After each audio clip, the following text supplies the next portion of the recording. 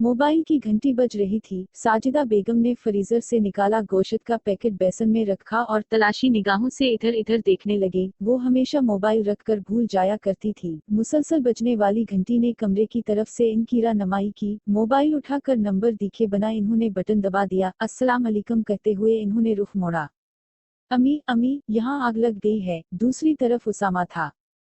काफ कुप क्या कहाँ? वो हौस बाफ्ता होकर बोली। हमारे दफ्तर की इमारत में आग लग गई है अम्मी, सामा बात करते हुए हान रहा था। तुम कहाँ हो बेटा? वो चली, मैं दफ्तर में हूँ अम्मी।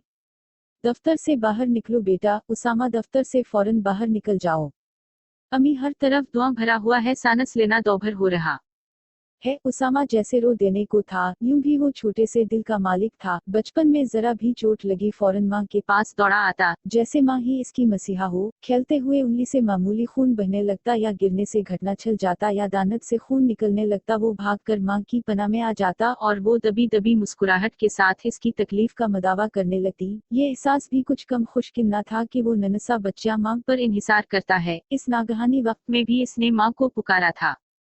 उस समय गुसल खाने में जाकर पानी का नलका खोल दो, हम अभी आ रहे हैं, तुम्हारे पापा आ रहे हैं बेटा। ये कहते हुए इन्होंने लाइन काट दी। इनके हाथ कपकपा रहे थे, दिल की धड़कन इंतहाई बेरबत थी। बेबसी के एहसास ने हौस मखतल कर दिए थे। फौवली सांसों में इन्होंने मसूद साहिब को फोन मिलाया और रोते हुए सूरत हाल की इत्तला दी।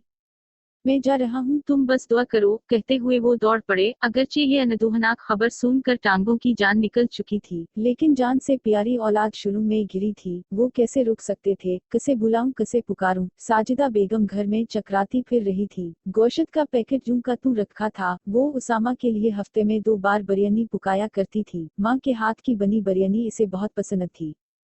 बस अब थोड़े ही दिन रह गए हैं, 2 माह बाद अपनी दुल्हन के हाथ की बनी बिरयानी खाया करना। इन्होंने सबा इसे छेड़ा था। वक्त बेवक्त इसकी शादी का तस्करा आज कल इनका पसंदीदा मशगला बन गया था। हर मिलने जलने वाली से मशवरे हो रहे थे। कहते हैं जिस तरह औरत को पहली बार मां बनने का चाव होता है, उसी तरह इसे बेटे की दुल्हन लाने का भी बहुत अरमान होता है। जैसे ही उसामा को एक अच्छे इदारे में जॉब मिली थी, वैसे ही इनकी बहू लाने की आरजू भी बेलगाम हो गई थी। इनका बस ना चलता था कि कहीं से किसी प्यारी सी लड़की को पकड़कर इसकी दुल्हन बना दें, सुर्ख जोड़ा पहनाकर इसके पहलू में बिठा दें और दोनों की खूब खूब बुलाई लें।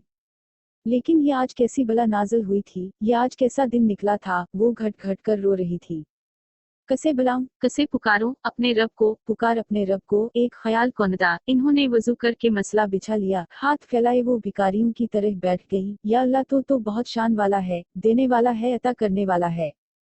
वो अपने रब से हम कलाम थी। कितनी मरादों के बाद औलाद की अनमोल नेमतों ने मुझे अता की थी, इसे वापस लेना तेरी शान के खिलाफ है। परवरिदगार, रहीम कर अल्लाह रहीम। कभी वो बोलने लगती और कभी पत्थर के बुत की तरह बेहिस हो जाती, कभी हिचकियां बंध जाती और कभी आंसू थम जाते, कभी सजदे में गिरकर जमीन से लपट कर बेटे की जिंदगी की भीख मांगने लगती। ये सजदे अपनी लाचारगी का इजहार थे। या अल्लाह, मैं कुछ नहीं, मेरा कुछ नहीं। ना जाने कितनी देर गुजरी कि घंटी की आवाज पर वो तड़प कर उठी। करीब जाकर मोबाइल उठाने की जरत न हो रही थी। इन्होंने यस का बटन दबाकर फोन को कानों से दूर कर लिया। अस्पताल आ जाओ, उसामा वही है। मसूद साहिब की आवाज आई और फोन बंद हो गया। इन्हें बस अबाया पहनने का होश था। घर के दरवाजे खुले छोड़े वो अस्पताल की तरफ रवां दौड़ थी। इमरजेंसी वार्ड में सैनिकरों का इज़्दिहाम था। मसूद साहिब पर नजर पड़ी और वो लड़खड़ाती हुई इन तक पहुंचे। दुआ करें, एक जूनियर डॉक्टर इन्हें तसल्ली दे रहा था। वो ठीक है, इसे कुछ नहीं होगा। मसूद साहिब बेगम को एक तरफ ले गए। इन्होंने खाली निगाहों से शौहर को देखा, फिर वारड पर नजर दौड़ाई। वहाँ वो अकेली तो ना थी, बहुत सी तरफती माई बहनें भी थी और अपनों के लिए परेशान बाप भाई और अहबाब भी। वो उठी और एक कोने में मसला बिछाकर फिर से अपने रब को मनाने लगी।